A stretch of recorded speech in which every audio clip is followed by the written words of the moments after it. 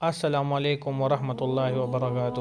انبیاء علیہ السلام کی دعوت و محنت، بہت ہی زبردست اور ایموشنل بیان۔ تمام دوستوں سے التماس ہے کہ بیان کو پورا دیکھیں۔ جزاک اللہ، سبحان اللہ۔ انبیاء کرام علیہم الصلوۃ والتسلیمات، ان کی دعوت، ان کی محنت پر لبیک کہنے والے، ان کی زندگی اور ان کے پیغام کو اپنانے والے، ان کے واقعات کو بھی قرآن نے ذکر کیا ہے۔ ہاں، ان کے راستے میں کیا آزمائشیں آئی، کیا امتحانات آئے، کن کن گھاٹیوں سے وہ گزرے ہیں اور کیسے کیسے حالات ان پر آئے ہیں، اس کو بھی ذکر کیا ہے۔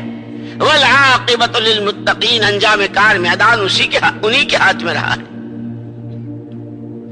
ان کے مقابلے پر نبیوں کی دعوت، نبیوں کی زندگی، نبیوں کا دین، نبیوں کی لائی ہوئی شریعت و سنت، اس کے خلاف اس کا مقابلہ کرنے والے، ان کے ساتھ اللہ کا کیا معاملہ ہوا۔ خود حضور اکرم صلی اللہ تعالی وسلم سے حق تعالی شانہ الم تر کیف فعل ربک باصحاب الفیل، پیارے نبی جی، آپ نے دیکھا نہیں آپ کے رب نے ہاتھیوں والے کے ساتھ کیا کیا، ہاتھی والوں کے ساتھ کیا کیا؟ الم تر کیف فعل ربک بعاد ارم ذات العماد، آپ کے رب نے قوم عاد کے ساتھ کیا کیا، قوم سمود کے ساتھ کیا کیا، فرعون کے ساتھ کیا کیا؟ مختلف موقعوں پر مختلف انداز سے متوجہ کیا ہے۔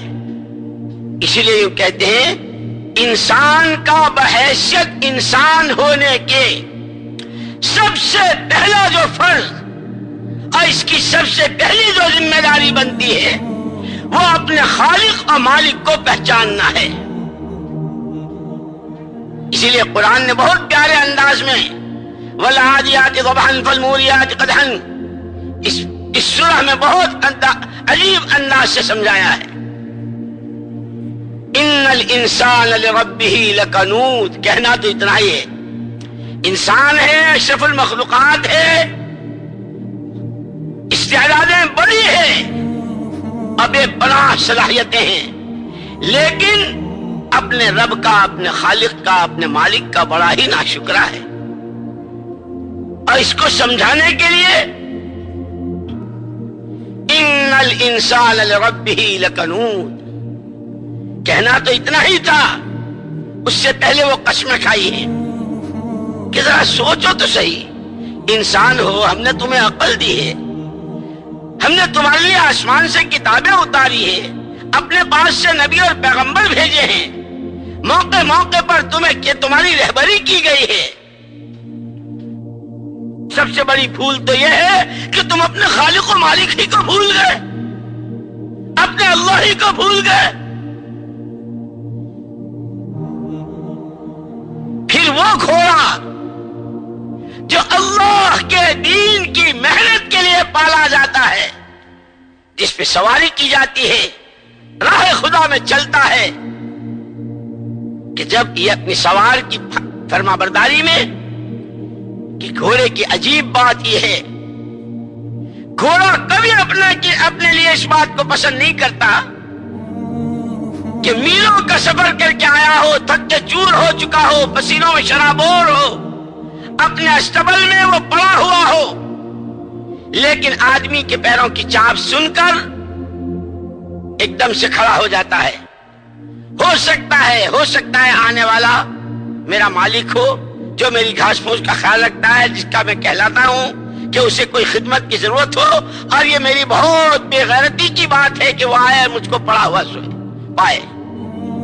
گھوڑے کی خاص صفت یہ، اور اگر کہیں اس کو موقع ایسا آ جاتا ہے کہ جس میں اس کی جان خطرے میں ہے، لیکن اس کا مالک یہ چاہتا ہے، تو یہ اپنی جان کی پرواہ کیے بغیر اپنے مالک کی طاعت میں، اپنے مالک کی فرما برداری میں یہ آگے بڑھتا ہے۔